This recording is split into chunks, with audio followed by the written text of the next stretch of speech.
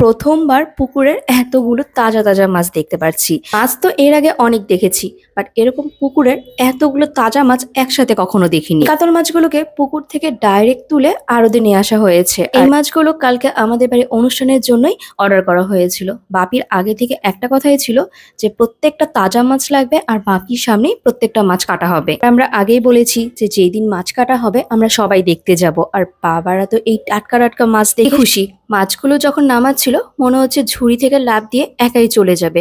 আর প্রত্যেকটা মাছেরই ওজন মোটামুটি প্রায় 6 কিলো 5 কিলো এরকমই ছিল। শুধুমাত্র একটা মাছের ওজন 7 কিলোর উপরে ছিল। সব মিলিয়ে প্রায় 90 কিলোর উপরে এখানে মাছ ছিল। তো এইখানে একজন মাছের আঁশ ছাড়িয়ে দিচ্ছিল, একজন মাছ কাটছিল, আবার একজন হলো মাছ ধুয়ে দিচ্ছিল।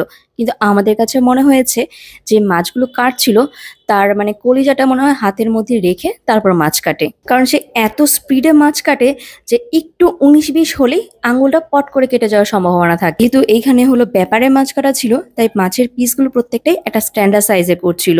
আর এইখানে আমরা সবাই পিস নিয়ে আলোচনা করতে করতে করেই ওনার বুড়ো আঙুলটা কেটে গিয়েছে। আর এদিকে দেখতেই পাচ্ছ আমরা যেরকম ছিলাম বাড়িতে সেইভাবে চলে আসছি মাছ কাটা দেখার জন্য। তার আগে বাবা আর মামামকে একটু ভাত খাইয়ে নিয়ে আসি, কারণ এতগুলো মাছ কাটতে কতক্ষণ সময় লাগবে। আমরা ভেবেছি যে সন্ধ্যা তো মনে হয় হয়েই যাবে, কিন্তু এই দাদাটা হাত কাটা সত্ত্বেও এত স্পিডে 50 কেজি মাছ প্রায় 1 ঘন্টার মধ্যে কেটে ফেলেছে। মনে হচ্ছিল হাত দিয়ে মাছ না কেটে সে মেশিন দিয়ে মাছ কাটছে, যেটা আমরা বিদেশে দেখে থাকি যে কয়েক মিনিটের মধ্যে কত মস্ত বড় বড় মাছ কেটে ফেলে। মাছ কাটার সময় আর একটা জিনিস খুব ভালো মতো লক্ষ্য করে দেখলাম যে ওনারা মাছের একটা আঁশও মানে ফেলতে দিচ্ছিল না। সবগুলো যেগুলো বাইরে পড়ে যাচ্ছিল ওগুলো ভালো মতো উঠিয়ে আবার সাইডে রেখে দিচ্ছিল। পরে দিদি বলল যে এই মাছের আঁশগুলো নাকি ওনারা একসাথে করে এগুলা পরে বিক্রি করবে। এখন তো আমরা অনেকেই জানি এই মাছের আঁশ আমাদের অনেক কাজে ব্যবহৃত হয়। যেমন মেয়েদের একটা খুব পছন্দের কসমেটিক যেটা হলো মেয়েরা বেশি ইউজ করে থাকে, সেইটার হলো অনেকগুলো ব্র্যান্ডে এই মাছের আঁশ দিয়ে তৈরি করা হয়। তারপর আমরা যে ওষুধ খাই তার মধ্যে জেনেটিক যে ওষুধগুলো থাকে সেইখানেও নাকি মাছের আঁশের ব্যবহার হয়। আবার আমরা যে ক্যাপসুলগুলো খাই সেই ক্যাপসুলগুলোও নাকি মাছের আঁশ দিয়েই তৈরি করা হয়। আমাদেরও দেখলাম যে মাছের আঁশ ছড়ানোর পর প্রত্যেকটা মাছের আঁশ সুন্দর করে তোমার হলো আলাদা করে রেখে দিয়েছে। আর এইদিকে মোটামুটি সব মাছ কাটা শেষ। এগুলোকে ভালো মতো ধুয়ে তোমার 100টা পিস করে একটা প্যাকেট করে ফ্রিজে রেখে দেওয়া হবে। আর এইখান থেকে আমরা হলো কালকে কর্তার যে ভাত পাড়া হবে তার জন্য কিছু মাছ নিয়ে নিয়েছি, এবং ঠাকুর বাড়িতে কিছু মাছ পাঠানো হবে, তারা রান্না করে খাবে। তো দিদি ওই মাছগুলো বেছে নিয়েছে।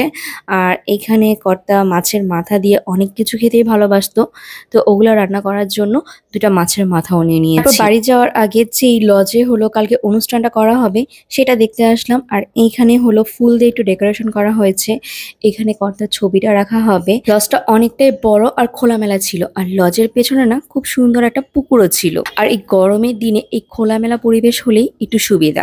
আর কয়েকদিন ধরে এত গরম পড়েছে যে সূর্যি মামা উপর থেকে সবাইকে মনে হচ্ছে বারুদ ছুঁড়ে মারছে, মানে গরমে টেকা যাচ্ছে না। দেখতে কতগুলো দিন চলে গিয়েছে। আসলে সময় সময়ের মতো বয়েই চলে যায়, আমরা কেউই আর সময়কে আটকে রাখতে পারবো না। নিমিষেই অনুষ্ঠানের দিন চলে আসছে। এই তো এটা একটু ঘুরে এখন আমরা হলো বাড়ি চলে যাব। বাড়িতে যেয়ে সবাই স্নান করব, খাওয়া দাওয়া করব। আর এইখানে হলো সকলে খাওয়া দাওয়ার ব্যবস্থা করা হয়েছে। পিছনে আরেকটা রুম আছে যেখানে হলো সবাই বসতে পারবে।